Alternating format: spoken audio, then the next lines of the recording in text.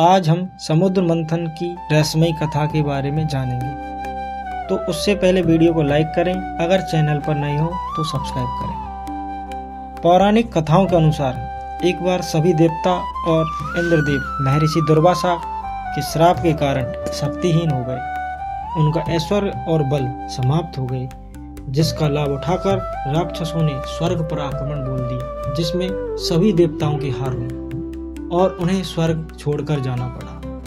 तभी सभी देवता भयभीत होकर भगवान विष्णु की शरण में गए और त्राहिमाम करने लगे।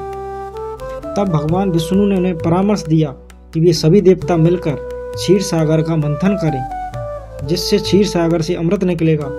उस अमृत को पीकर सभी देवता अमर हो जाएंगे और फिर उन्हें दैत्य कभी पराजित नहीं कर सकेंगे। देवताओं को पुनः ऐश्वर्य और बल की प्राप्ति होगी, जिससे वे राक्षसों को हरा सकेंगे। इसे सुनकर देवता प्रसन्न हो गए, परंतु इस कार्य को करना अकेले देवताओं की बस की बात नहीं है। उन्हें इस मंथन के लिए असुरों की आवश्यकता पड़ेगी। तब देवताओं ने आपसी सहमति से असुरों से संधि कर ली कि वह यह अमृत आपस में बांट लेंगे।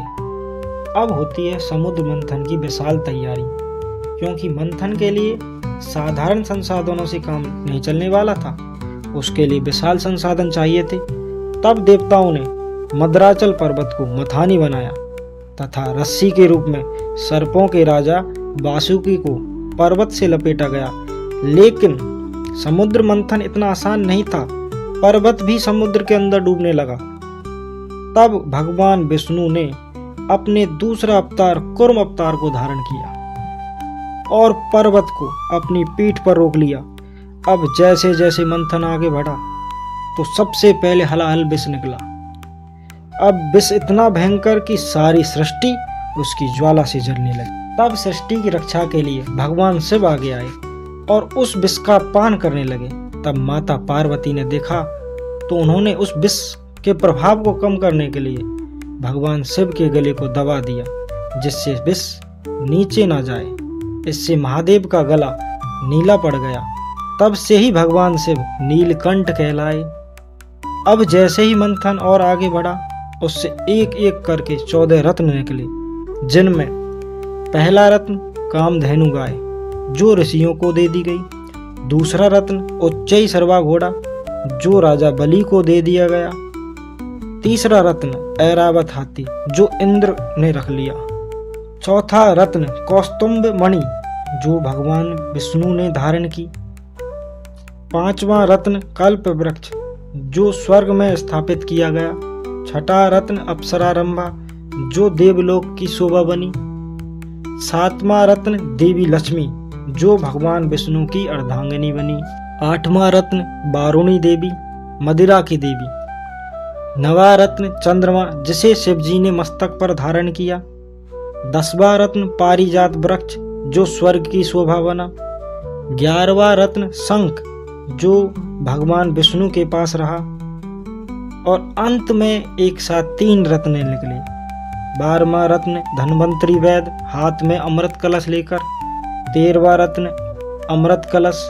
14वां रत्न सारंग धनुष। अब जैसे ही धन्वंतरी वैद्य अमृत कलश लेकर बाहर आए, तो ही राक्षसों ने उनसे अमृत कलश छीन लिया और सभी देवता देखते रह गए। अब देवता हताश और भयग्रस्त होकर भगवान विष्णु के पास पहुंचे। तब भगवान विष्णु ने मोहिनी अवतार धारण किया। अब भगवान विष्णु के मोहिनी रूप की सुंदरता को देखकर असुर मोहित हो गए और उनसे अमृत कलश वापस ले लिया। अब सभी देवताओं को पंक्ति में बैठाकर अमृत पिलाने लगे। तभी एक राहु नामक असुर भेष बदलकर देवताओं के बीच में बैठ गया और उसने अमृत का पान कर लिया। जैसे ही राहु ने अमृत को गले से नीचे उतारा, भगवान विष्णु ने अपना सुदर्शन चक्र उठाया और उसके सिर को काट दिया और आगे चलकर वही राहु केतु बना। अब अमृत को पीकर देवता पुनः शक्तिशाली हो गए और उन्होंने राक्षसों को हराकर दोबारा से स्वर्ग को प्राप्त किया।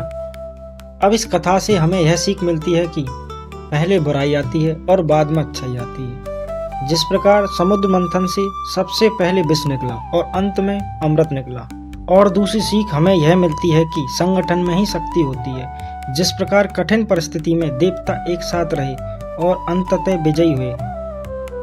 आपको हमारी कथा पसंद आई तो वीडियो को लाइक करें और चैनल को सब्सक्राइब करें।